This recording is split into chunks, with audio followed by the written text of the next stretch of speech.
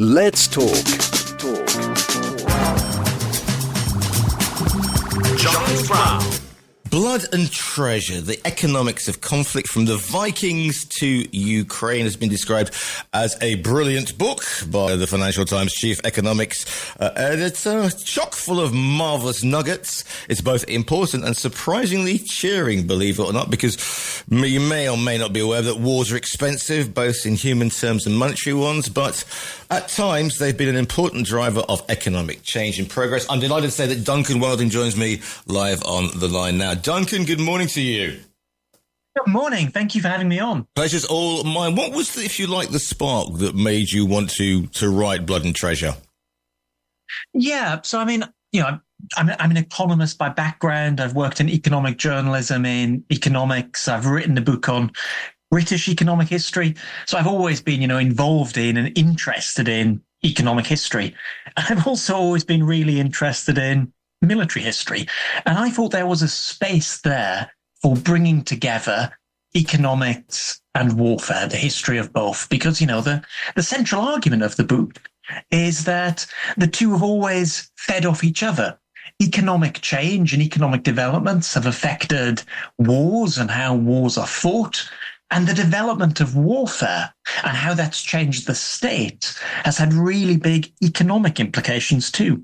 Because if you look at it, we're coming up, obviously we've celebrated the 80th anniversary of victory in Europe. We're coming up to the 80th anniversary of victory in Japan as well. But if you look at the huge technological developments that happen, the huge amounts of manpowers that are involved, and the mobilization of nation states, looking at how, for example, FDR, I know Roosevelt was saying, the New Deal, etc., to a car in every garage. But if you think about how the United States was, for example, the Great Depression, the Dust Bowl, huge migration within the states itself, and then suddenly it becomes a huge economic powerhouse. And after the war, of course, you have, those Camelot Halcyon days of the 50s. 100%. I mean, the American economy, hit really hard by the Depression beginning in 1929. Yes, you have the New Deal in the 1930s. You have all of these big infrastructure projects. You have, President FDR trying to put people to work through sort of public spending programs. But the big recovery in the American economy, as you say, happens in the Second World War.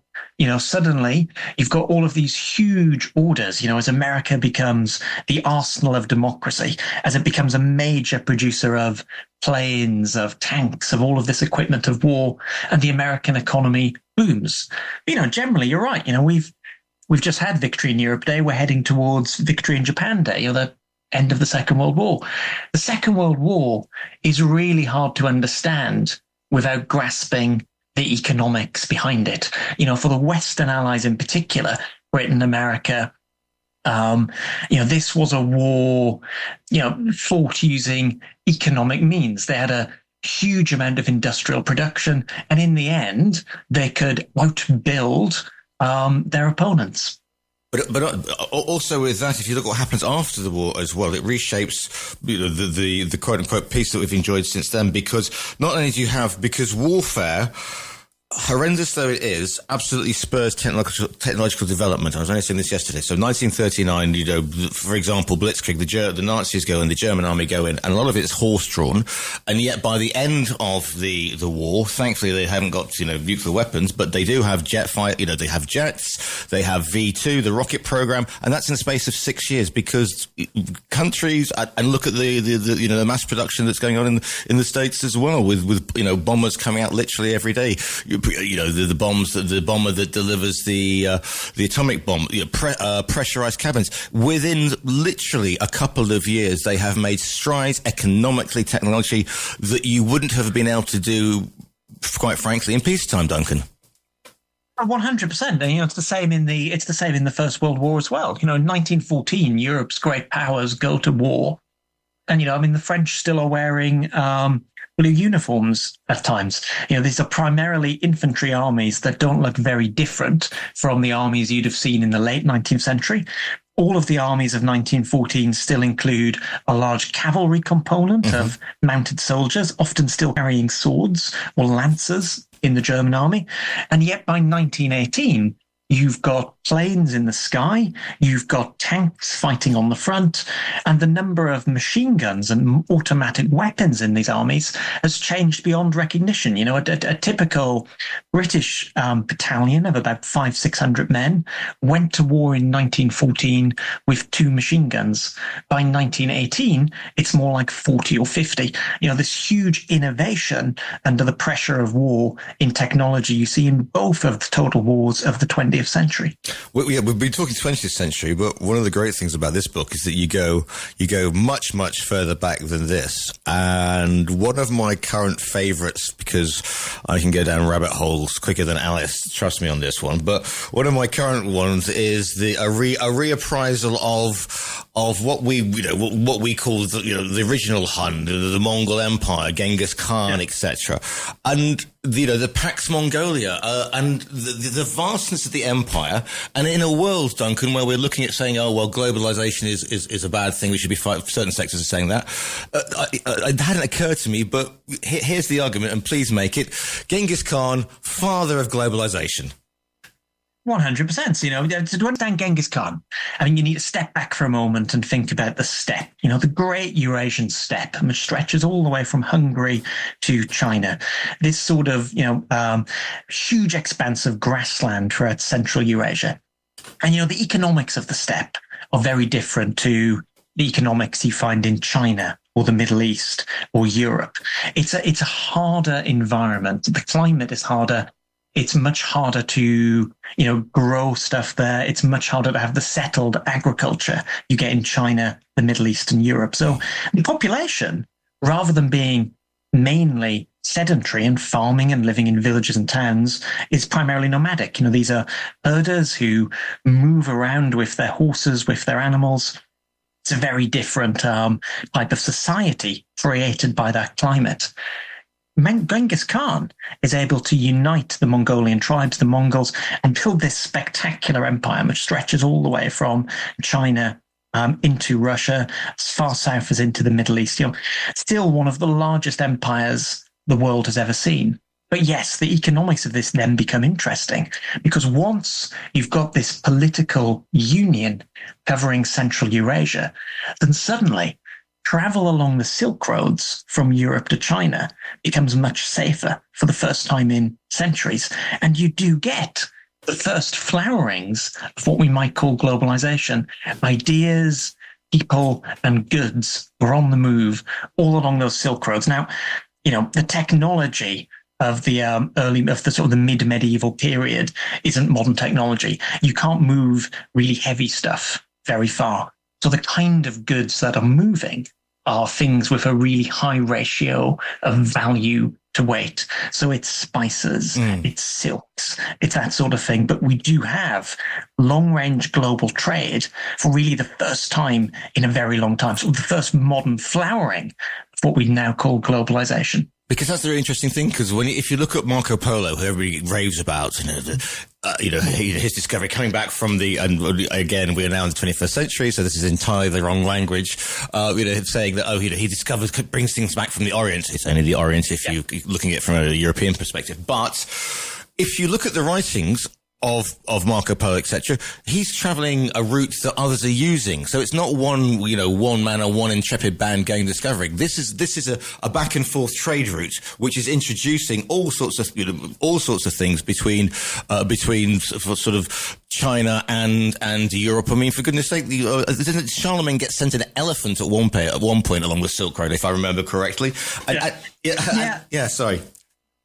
No, I was going to say, yeah, you're right. I mean, Marco Polo's not the only one. He's the most sort of famous European. But, during the Mongol Empire, there are sort of, commercial guidebooks published by Italian merchants, sort of talking about the enormous returns you can make by trading down these roads. And yes, lots of sort of great inventions, which have been, circulating in China for a while, make their way to Europe along the Silk Road. So, gunpowder is probably the most famous, but also lots of Chinese medical techniques. All of this, what's fascinating when you read Marco Polo's accounts and the accounts of other primarily Italian merchants who made this voyage is they're really quite impressed by Mongol rule. They note, for example, that the Mongols have a system in place whereby if crops fail in one area that they're ruling, then they have a system whereby the agricultural surplus from others will be moved to that area, prevent famines, almost like an insurance system. This is something which didn't exist in the Europe of this time. Because Europe is built on a feudal system that demands you stay where you are and serve your lord and work your land, etc. However, the Pax Mongolia, or the Pax, Genghis Khan's thing it's basically, so I heard it described the other day, it's kind of run like the Sopranos, because they're a mobile empire. So you rock up and the Mongols knock on your front door of your city state or whatever and say, okay, do you have the Tribune this year? And if you do, everything's good. And if you don't, well, look what happened to the one down the road. And they look across the ramparts and see something sort of smouldering. But they do have this system where they can move stuff quite quickly because they're a mobile type of empire. Yeah, and that's the thing. I mean, it's not, this is the thing about the Mongol Empire. It's a steppe empire. It's not like, the British Empire or the Roman Empire or the French Empire. It's not that they turn up, plant a flag and put in place sort of colonial administrators and all of that. It's bands, large bands of Mongol warriors who turn up and demand tribute. And exactly, The Sopranos is the example to go through. This is like a mafia extortion racket. It's people that turn up every few months, and you have to pay them. Now, in return for paying them, you do get the protection. You do get, in economic terms, some public goods. One reason that the Silk Roads suddenly become available for travel is they provide, public order. They provide some policing along these roads. Because the Mongols control the whole territory, you can be reasonably certain you can make that journey by ship from Europe to Crimea and then overland to China. You're going to be moving through the territory of one sort of political union, which provides some protection for merchants. And also, the Mongols were very keen on merchants, very keen on trade. They saw the advantages of this. And, they had a rule that the first time they dealt with merchants from a new place, they would offer them an especially good deal to encourage them to come again.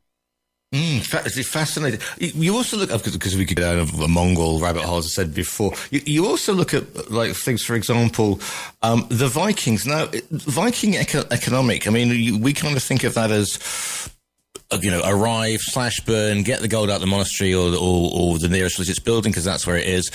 And is it a sort of scorched earth party, or are we talking Danelaw where they just pop over to the UK when they need a bit more for the coffers? What's your take on the Viking age in terms of economics and warfare?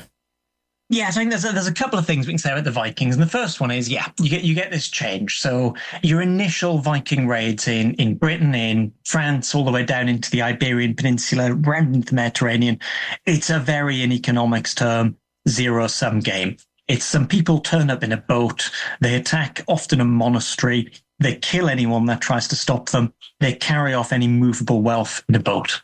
Now, the economics of that aren't particularly interesting. But what is interesting is you start to see a shift in Viking behavior as the Viking Age moves on. In economic terms, there was a wonderful economics writer called Manco Olson writing in the 1960s and 70s. And he had the theory of the stationary and the roving bandit.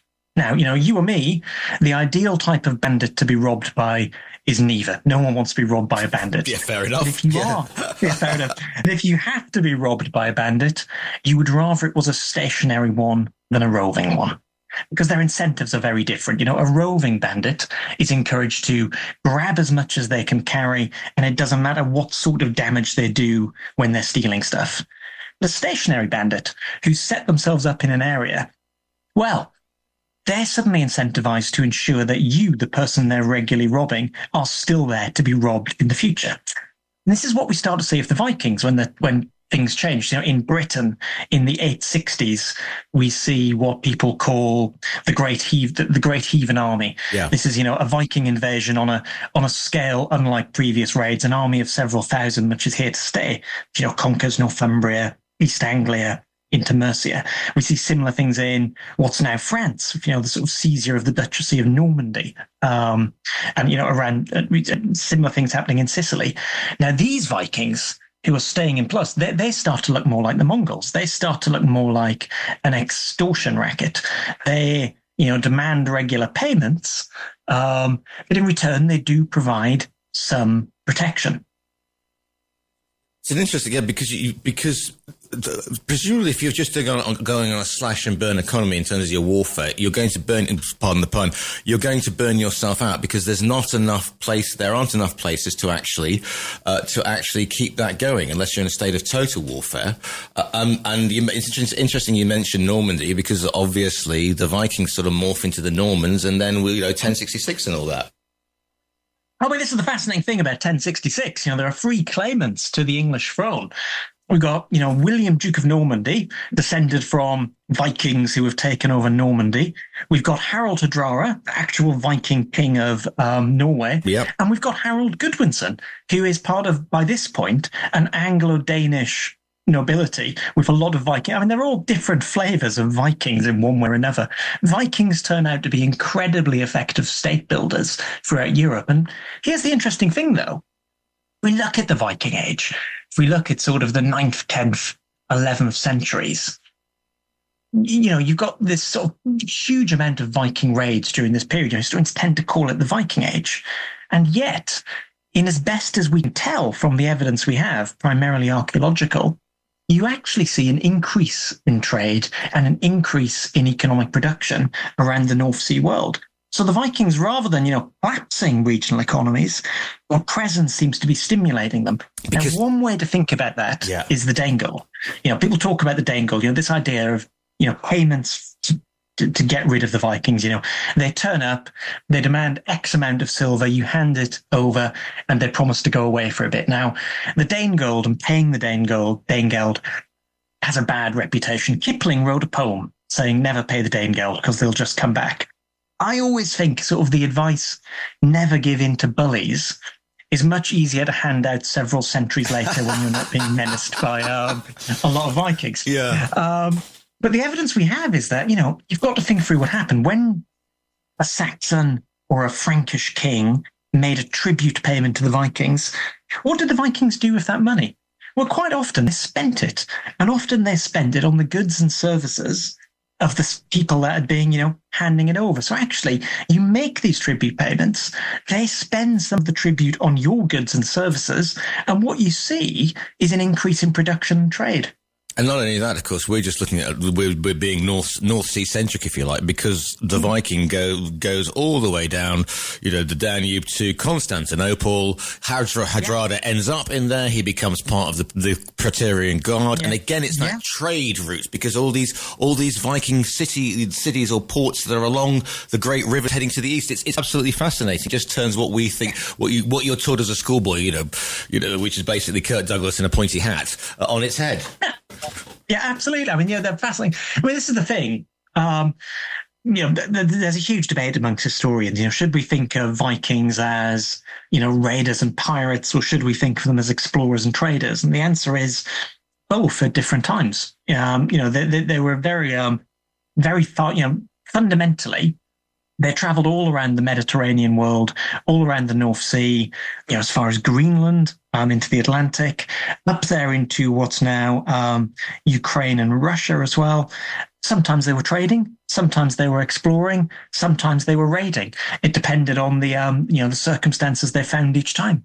Just looking at some of the others, because otherwise we're going to go completely sort of before the Renaissance. But you also look at such things such as more recent conflicts, Vietnam. Now, obviously, my take on Vietnam is it's where the Cold War is kind of fought out. It's the domino theory. America is extremely paranoid after the Cuban Missile Crisis of it coming to South America. So they absolutely sort of pile in on, unfortunately, Vietnam, Cambodia, and Laos. There's an economic point to this as well. Is this quote unquote the Nixon and the military industrial complex, quote unquote? Yeah, some of this. It's also, what I find fascinating about Vietnam is if you look at sort of the key US policymakers driving the decision making, etc. McNamara and all of that. The one I focus on is Walt Rostow, who was originally in the White House under Kennedy. He was pushed out to be part of the national security planning staff then brought back by Lyndon Johnson as National Security Advisor. Now, Walt Rostow was an economist, and more than that, Walt Rostow was at the time a world-famous economist. His book, The Stages of Economic Growth, a Non-Communist Manifesto, was one of the best-selling economics books of the late 50s, early 60s. He was sort of, a well-known sort of public intellectual economist, and he was really, really central to driving American policy on Vietnam in the early to mid 60s. The thing about Walt Rostow is, though, he thought he was acting in a very, very rational way. He had a theory of what was happening. Now, to Walt Rostow, this communist insurgency in the South was nothing to do with conditions in South Vietnam. It was all ultimately driven by Hanoi and North Vietnam. He was utterly convinced of this. And his argument was, we can get them to stop the insurgency by bombing North Vietnam. Walt Rostow had worked as a targeting officer for the United States Strategic Air Force in the Second World War. He was convinced of the power of bombing to change, to have real material impacts. So what you see throughout the 60s is, bombing of North Vietnam on a scale which is really quite staggering. More ordnance dropped on North Vietnam in the 60s than dropped on Germany and Japan together in the Second World War, in a much smaller country. And Rostow convinced himself this was going to work.